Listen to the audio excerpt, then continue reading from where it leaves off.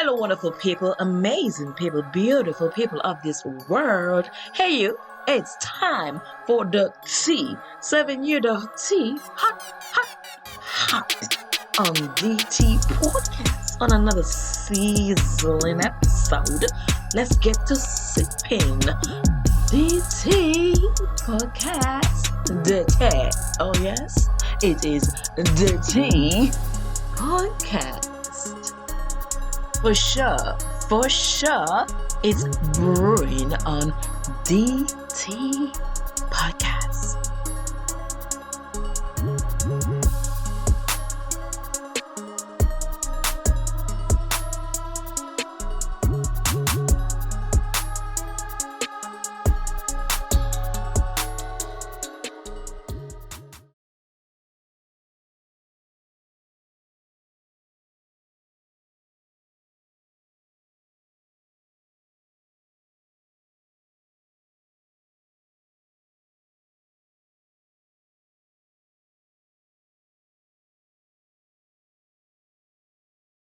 Kendrick Lamar.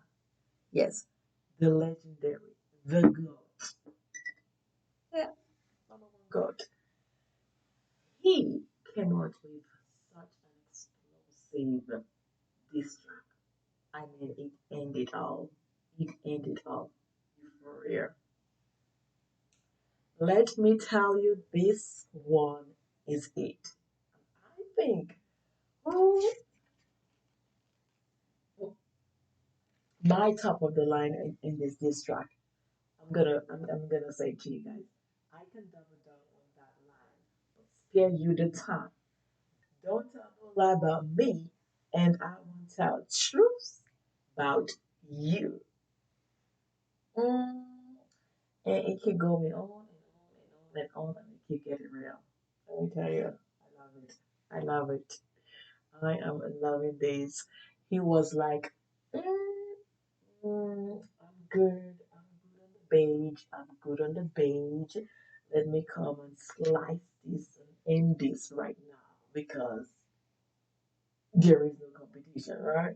It's Kendrick Lamar. Oh my god, I love this track. And I think the way that it came out is not only the lyrics, but it's just the melody, it's just the whole blend. It's kind of like a melting. I don't want to equalize it to like a melting pot, but it's kind of like a flow. You go from highs and lows in all of the rhythms and all of the melodies and all of the different, genres of music all into entwined in one.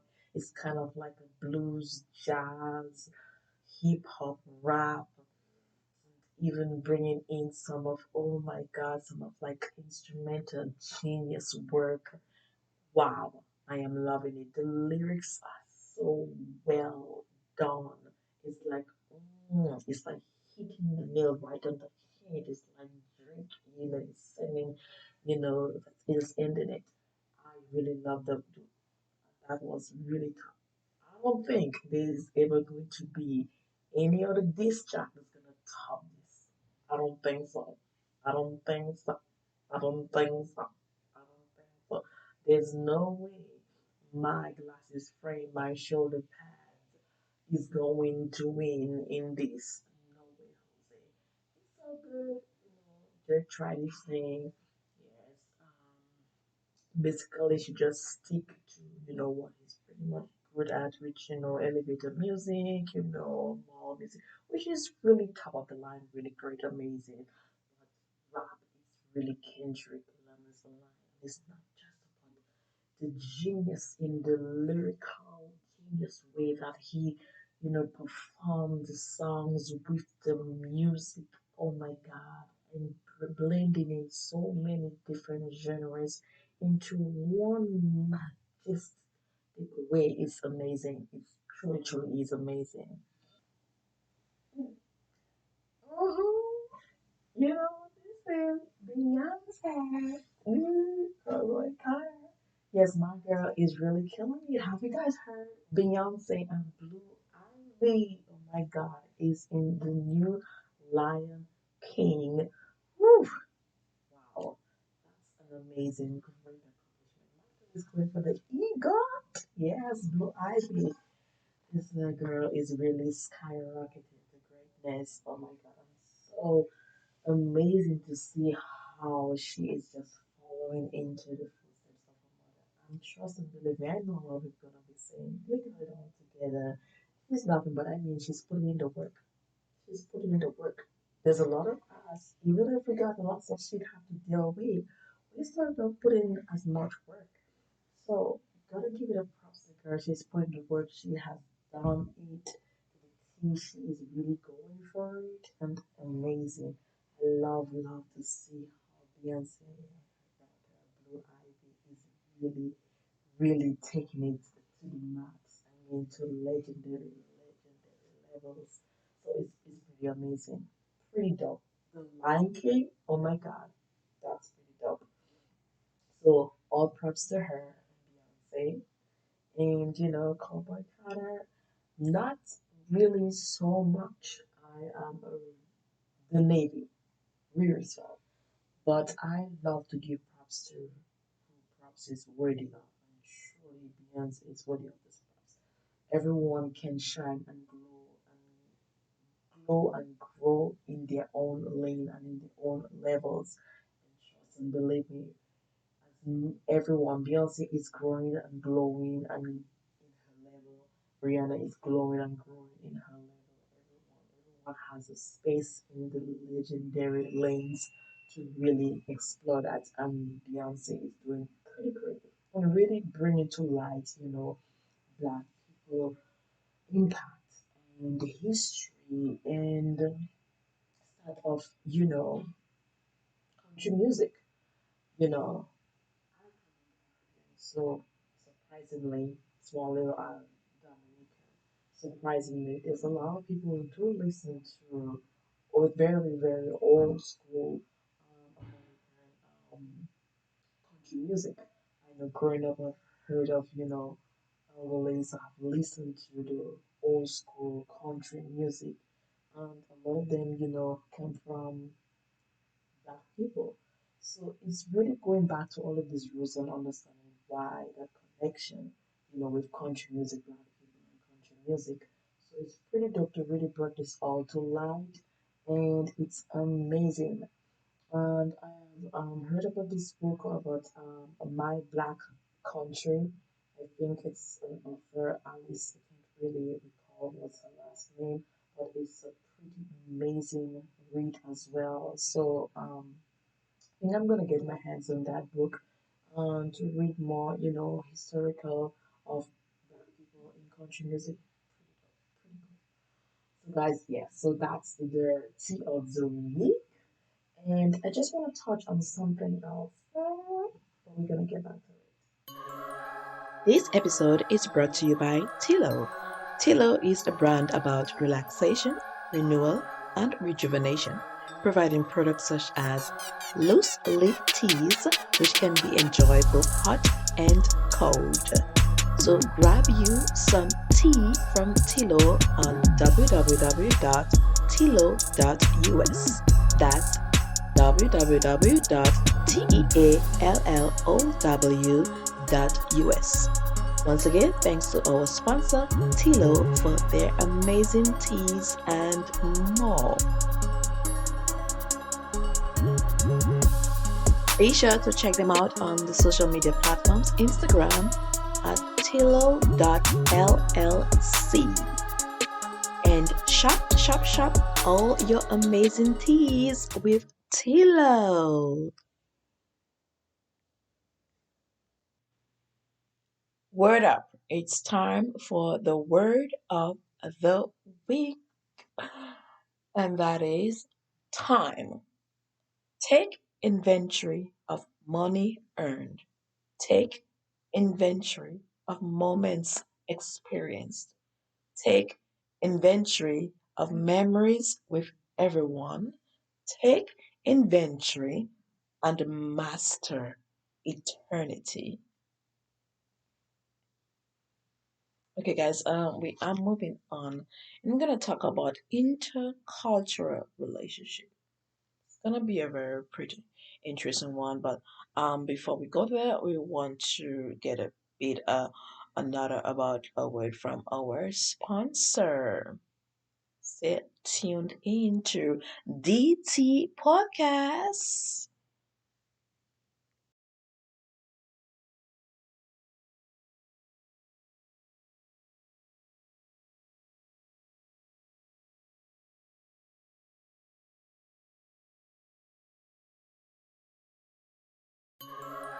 This episode is brought to you by Tilo.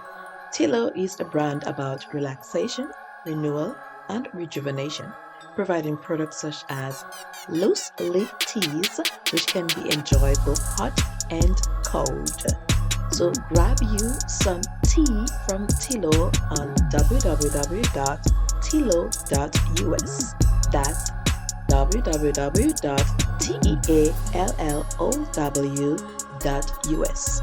Once again, thanks to our sponsor, Tilo, for their amazing teas and more. Be sure to check them out on the social media platforms Instagram at tilo.llc. And shop, shop, shop all your amazing teas with Tilo.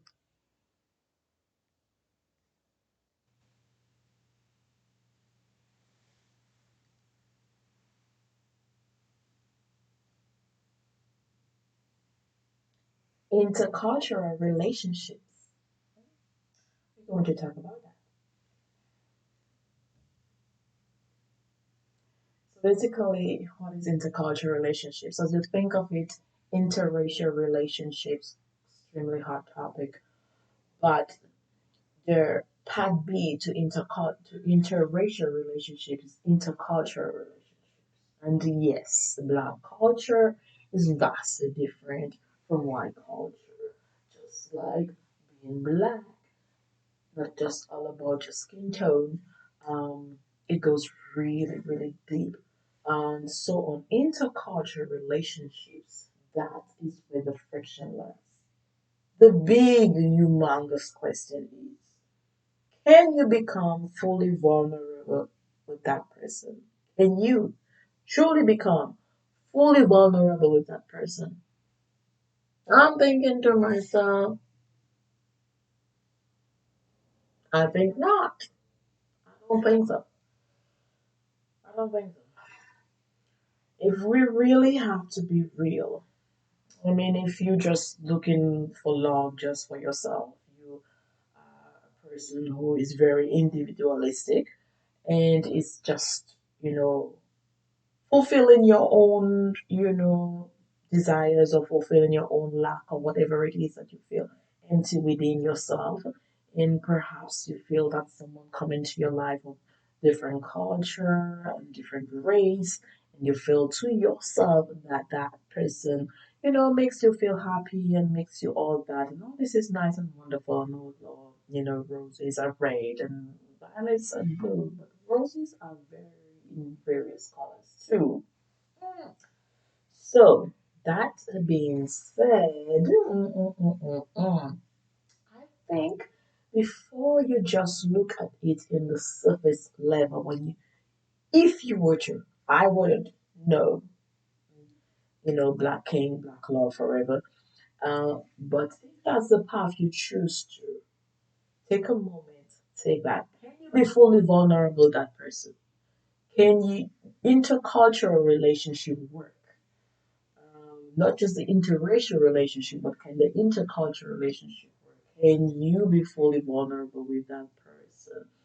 Can you be fully yourself with that person? Looking down into legacy, looking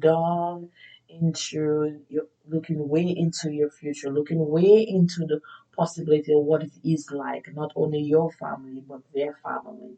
Many times you get into a relationship thinking that it's just about you, but it's a whole community. Not just about the two of you. It's really not just about the two of you. It's a whole village. And if it's just the two of you that got each other, what about the village?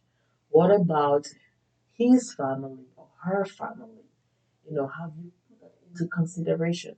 What about down the line? fine. Heritage wise, inheritance wise. What about bringing in children who are mixed, and they have to think of, should I be representing more of my black side, or should I be representing more of my white side? What are you comfortable with and not comfortable with?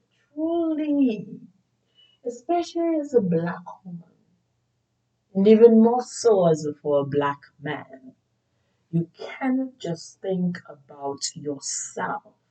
You cannot just go into a relationship all about you. It's all about legacy.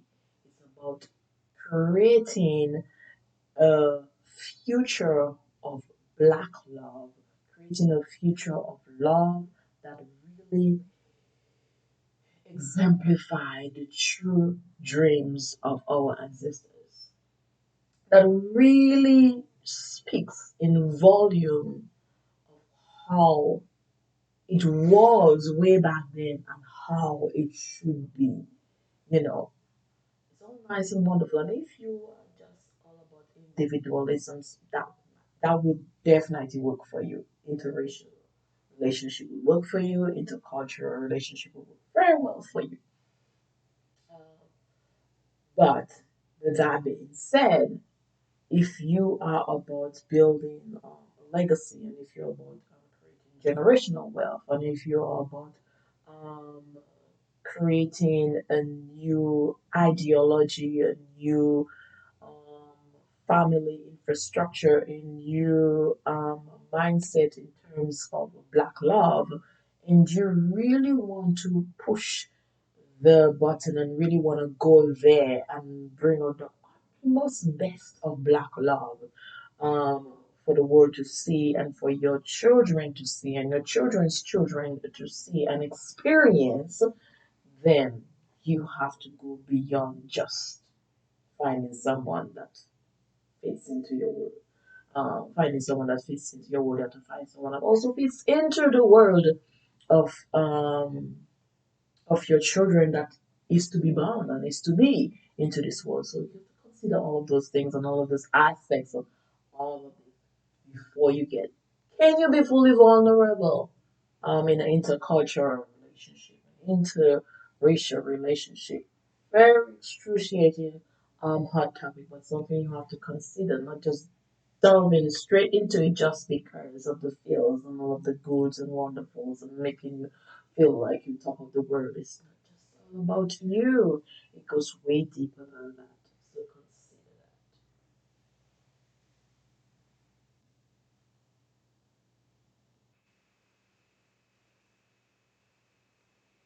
that. Okay, guys, we are moving on to our next segment. Reading this book from Nicole Perkins called "Sometimes I Trip on How Happy We Could Be." And one of the critics, Michael Asinox, author of I Can't Date Jesus, hilarious, gave a critical statement saying this book by Nicole Perkins, with intellect, thoughtfulness, and levity, Nicole offers relatable reflections on sexuality, intimacy, pleasure, religion, race, and class. I have been reading through several of the chapters, and I wanted to give a reading from page 118. And the starting of the title of this chapter is called Scandalous. Okay, so here we go, and reading through. We call them anti-songs now, the old school soul and R&B songs we used to sing with all the passion our elementary school age bodies had in our bellies. We were too young to be singing those songs, but that's what our mothers, aunties, older cousins, and play cousins used to listen to, with shining eyes and faraway expressions, holding sweating glasses of drinks off limits to us.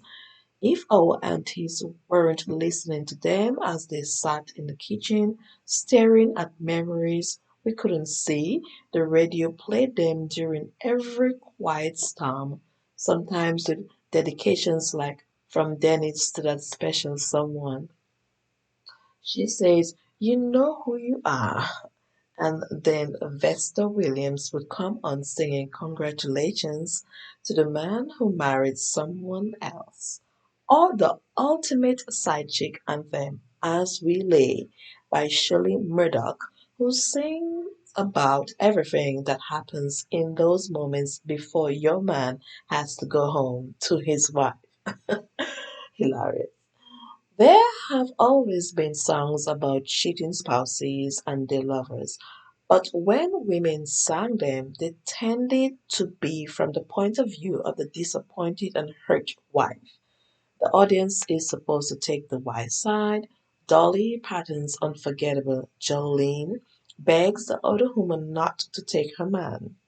As listeners, we emphasize with Dolly's narrator, a woman so in love she approaches the mistress with compliments and self deprecation so Jolene can let go of the man who speaks about her in his sleep. And then there's Shirley Brown's bluesy, confrontational woman to woman, where Shirley lets the other woman know she's not letting her ruin her happy home.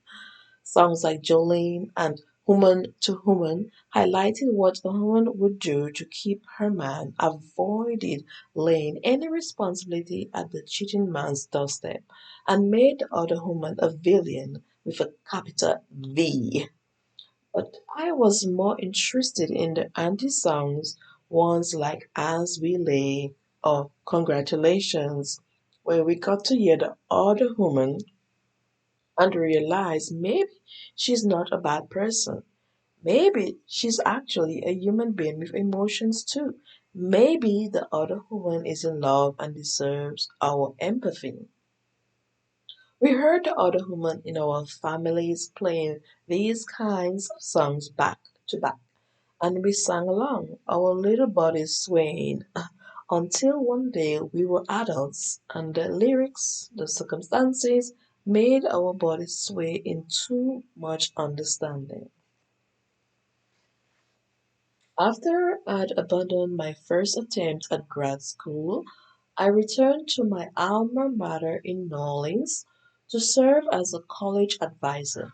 It was a 2 year commitment, and about 3 or 4 months before it was over, I met a man with a voice made for night.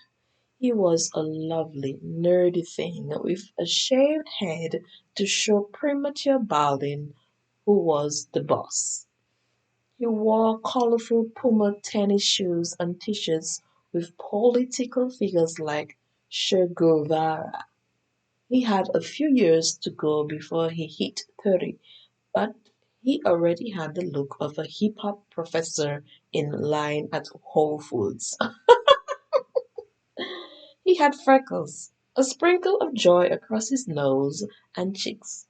The few dots on his lips were clearly targets for my affection, and he was so skinny. I outweighed him by 10 to 15 pounds, but at the time my weight was still shapely and neat. He would joke about his bird chest, but I didn't care. I love skinny men. They tend to be overlooked, particularly to the post Delanger untitled How Does It Feel? Word at the end, but they have strength and stamina that I love to take advantage of, while everyone else swoons over gym rats with shrunken dicks and sperm that tastes like protein shakes. Don't get me wrong, I love looking at certain types of hard bodies and had no problem lusting after the Sterling K. Browns and Jake Gyllenhaals of the world, but in real life I'm passing them over and focusing on the slim ones. Well, if Jake wants to say what's up, I'd be down. But this guy, his voice made me pause mid-step. I'll call him Bayard for now. My friend Kay had volunteered me to act as tour guide, chauffeur, chauffeur, while she had a cohort of eggheads, while she had while she and a cohort of eggheads were in town for a conference. At dinner, I laughed too often and too hard at anything Bayard said. He slid me a questioning glance after our giggle too many, and I tried to pull myself together, but it was too late. When we went to a club later that night, our bodies kept angling toward each other across the room. We ended up sitting next to each other, our mouths too close to the other's ear, as we tried to talk over the music. We shared a careful dance to Don't Look Any Further by Dennis Edwards before the DJ ruined the vibe with Here's My Neck, My Back. Around midnight, I'd dropped everyone else off, and he sat in the car with me until the sun reminded us our deodorants had been working for 24 hours. With a muted dandelion yellow streaming through the pink of dawn, I decided to shoot my shot. Is there anyone back home waiting for your morning call? I asked him. He took a long time to answer, which was answer enough. Yeah, there is, he finally said. He looked down at his hands and I looked at them too. Of course, he was involved with someone. Why would anyone like him be single? He was smart, cute, dedicated to knowledge and education, with that voice made for the sweet spot behind my ear, and I'd met him at the wrong time. We decided to exchange emails because that was safe. There was nothing wrong with having a pen pal, was there? Girl, please. Soon we were exchanging pages of text. He'd call me at work and have me crying from laughter. And sometimes he'd call me at night when that someone back home was out with her girls, and he'd talk to me with that voice saying what his words wouldn't. When my work commitment had ended and it was time for me to leave, he returned to New Orleans. I don't know what he told that someone back home, but he told me he loved me. I said it back to him. We kissed. He had the most beautiful mouth, wide and full, with a quick dash of those freckles. He had a very dry wit and didn't smile much when he was trying to be funny. But when I could get him to laugh, his mouth was a beacon of delight. He was a soft kisser, slow and careful.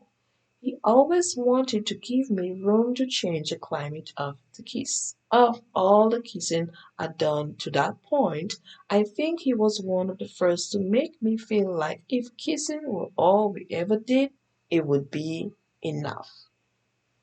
We decided to watch Love and Basketball, a movie we'd already seen in theaters but wouldn't mind watching again. Or rather, a movie we wouldn't mind watching as we kissed on my uncomfortable futon. Neither one of us actually liked the movie or its story of a young woman in love with a man who would prefer she gives up her talent and hard earned career in order to keep his ego from being bruised. If this had been any other kind of night, I would have ranted about making myself small for a man. My still tender heartbreak from DJ gassing me, but I didn't want any more ghosts in the room with us. We moved to my bedroom. This was my first real apartment, and I had such cheap furniture. I had personally assembled a black metal canopy bed found in every hood furniture shop, which had to be the way somebody was laundering money, and it always felt like it would fall apart at any moment. I closed the bedroom door, and my cat Pasha cried and scratched at the rug, almost ruined the moment. My memory tells me I had candles lit, and that's probably true. I do love me some candles. The light was soft and flickering as he positioned himself above me. Either he was shaking or I was. One of us commented on the shaking, but the memory is as hazy as the lightning in the room. For many months after this night, we would tell the story of it back to each other so much it feels like I've absorbed his memories on top of my own. I do remember the look on his face as he looked at my body and told me I was beautiful before I pulled him down for a kiss. I believed him. He was engaged to be married, he told me. He tried to act like I didn't care, and for the most part, I didn't. I definitely had some human to human guilt. How could I contribute to breaking another woman's heart, especially after my own heartbreaking experiences with cheating exes? But Bayard and I started seeing each other when I was firmly in my whole phase, and I decided I couldn't care more about his woman than he did. I also knew I wasn't the first woman he cheated on her with. I refused to take responsibility for his decisions, but I had no problem benefiting from them. Shortly after that night, I moved to a new city near Washington, D.C., and he visited again. It was a nothing trip for him. He lived on the East Coast. This time, his cover to see me was academic research. Not academic research! Oh God. It was August of 2002, and he was supposed to be in town for only the weekend, but my body decided otherwise, and not in a sexy way. My spleen spontaneously tore in three places, and internal bleeding landed me in the hospital. Oh my God. He called my mother and stayed with me the entire week. Even after my family arrived, he cleaned up my apartment and made sure my cat had a fresh litter box. Okay then, Barry. Bayad. I'm not sure what excuse he gave for having to extend his stay, but it was probably paper thin. Bayard finally went home and was married a few months later. He emailed me from the honeymoon and really? Okay. And several months after that, we made plans to meet up again. What was the reason?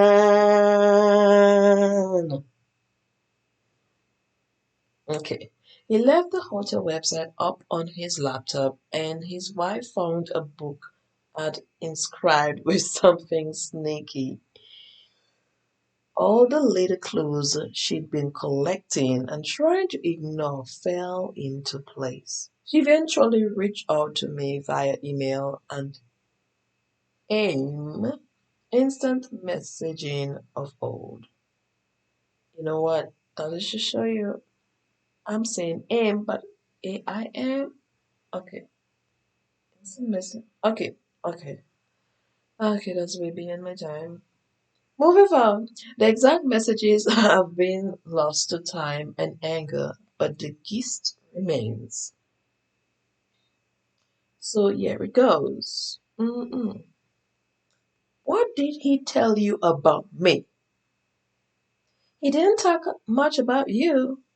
Why not? You'd have to ask him. Why you? You'd have to ask him. Did you use for protection? Yes. How did you meet?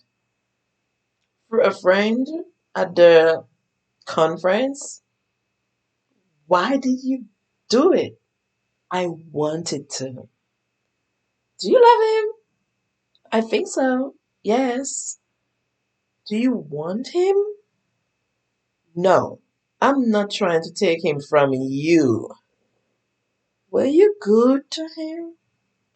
You'd have to ask him. Was it the sex? Did you do something special? You'd have to ask him.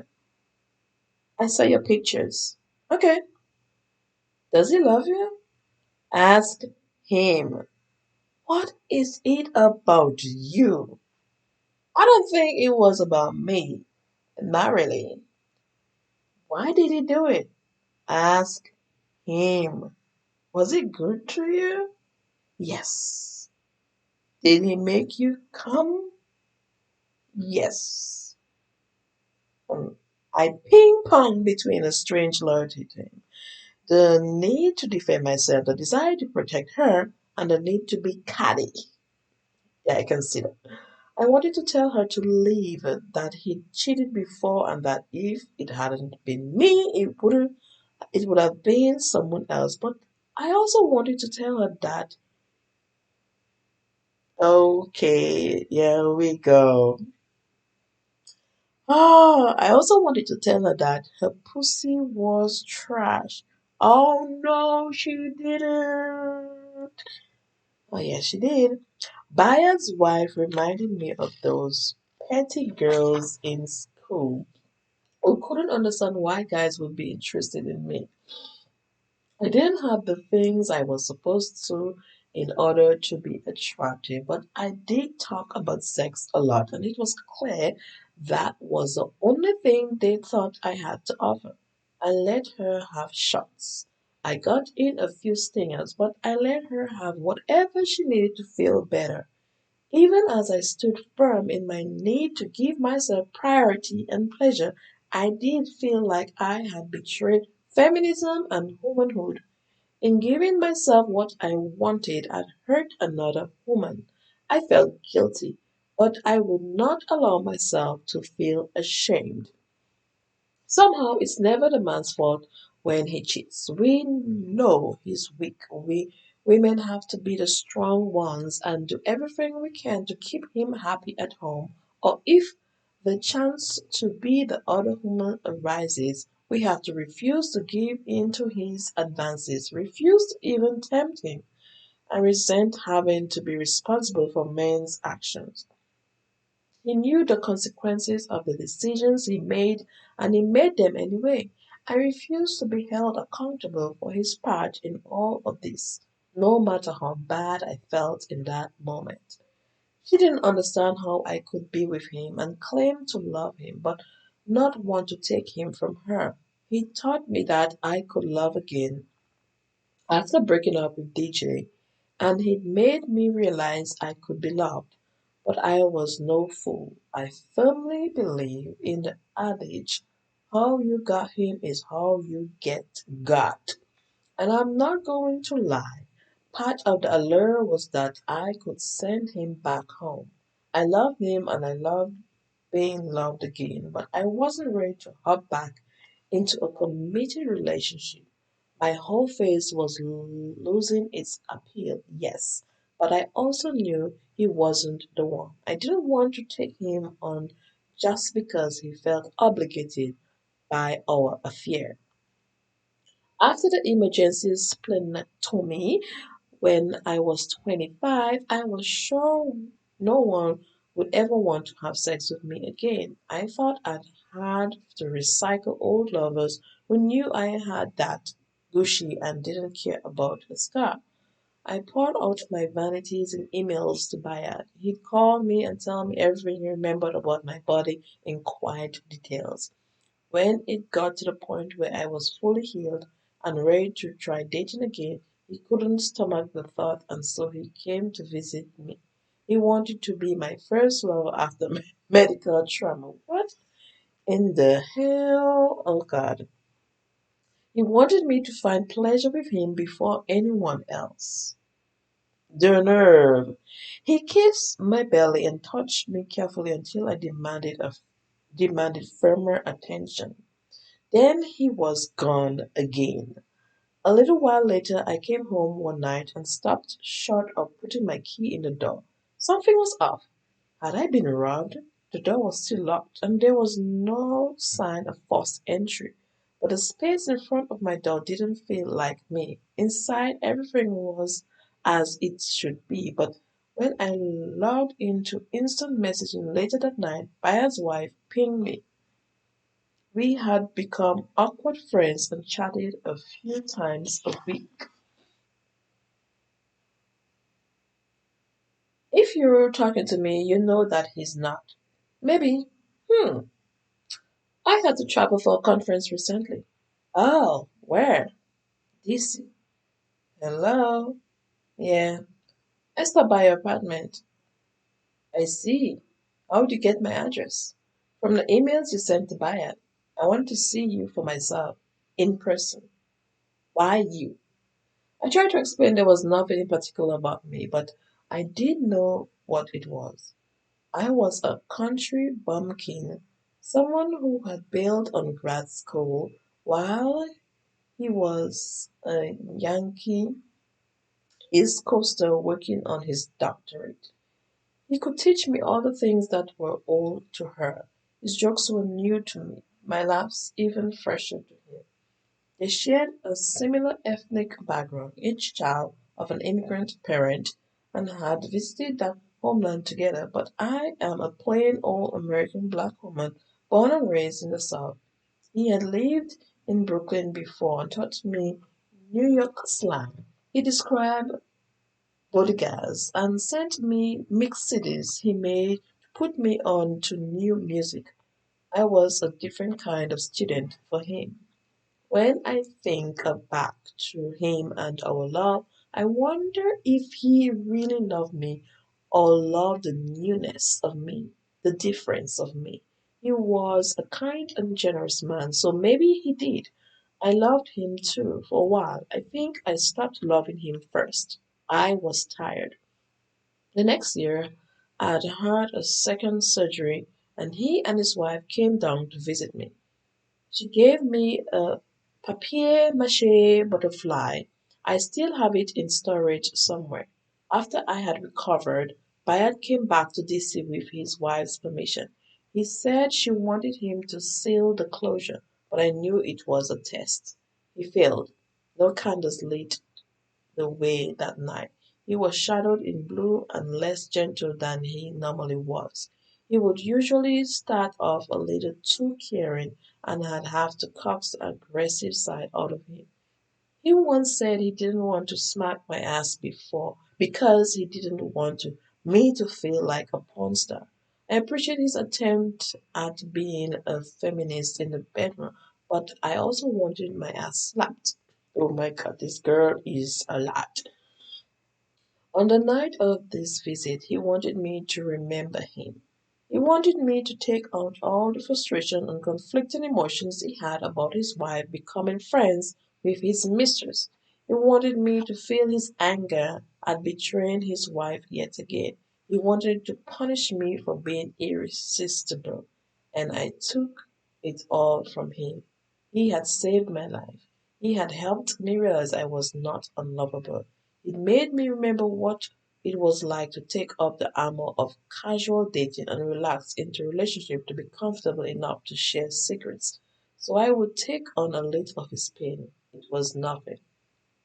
Hmm, interesting. I eventually caught up both Bayard and his wife. She began inviting me places and wanting to meet up. I didn't trust her. Is that ironic? I don't think she would murder me, but I did worry that we were entering single black female territory. She wanted to know more about me, and the buyer mentioned she'd become more sexually aggressive in a way that was more my style than hers. There was no real point in growing closer to each other. I didn't want a sister wife situation, and it was obvious she felt I had some kind of spell over Bayard, a magic she wanted me to share. As for Bayard, I began to wonder when we would ever end. I wasn't sure what he needed, but it wasn't me. By the time I separated myself from him, he had almost slept with someone else during a work trip. When he told me, I think he wanted me to soothe him and tell him what was wrong with him. Why couldn't he be faithful? He had no answers. I couldn't make him feel better. As I'd known all along, his infidelity was never about me. At the time, we didn't use the word ghosted, but that's what I did to him. It felt like our affairs was never going to end unless I took drastic measures. I stopped answering his emails and calls. He wrote me a letter and I burned it unopened. I was tired of the drama. It made for a riveting story with my friends. They would ask for updates and become visibly disappointed when I said everything was over. It made me wonder if we'd been letting the drama push us along, the thrill of two people who couldn't let go. Everything I Miss at Home by Sherelle shows yet another perspective in the prism of infidelity. In this song, Sherelle tells us the story of a woman who cheats without regrets and is grateful to have found someone who gives her everything she's not getting at home. It's a groovy slow jam, perfect for a two-step and eye contact, perfect for a woman who refuses to feel remorseful about receiving love from unexpected places. And that's the conclusion of this chapter I'm reading. From Sometimes I Trip on How Happy We Could Be. If you listen to DT Podcasts. So this was a pretty interesting read. This chapter, I think I will tackle on another chapter some other time of this book because it was quite the read. I did enjoy it, and I know, and hopefully you did too, because it was really good. It is amazing to hear the other woman's perspective in terms of, you can see one point where she mentioned that she loved having him, but she didn't want him to stay. She loved the feeling of being able to release him, to let him go to his other woman. In other words, she loved getting the exciting and the passionate side of him, but she didn't want to consider the possibility of ever having the other side of him, which is what the wife would be getting. It's quite interesting to hear the other woman's perspective in that aspect. Quite an interesting take it is, and I enjoy reading that in understanding the other woman's perspective.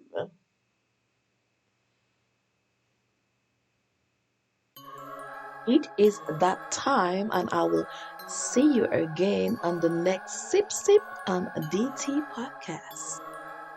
And I know you are very special because you've made it to the very end, listening all through. And so I have this very special little word for you to say tous les jours, tous les soirs, je te suis reconnaissant, which means every morning, every night, I am thankful for you, my amazing supporters, listeners. Thank you so much for listening to this episode of DT Podcast. Until the next one, au revoir. À bientôt.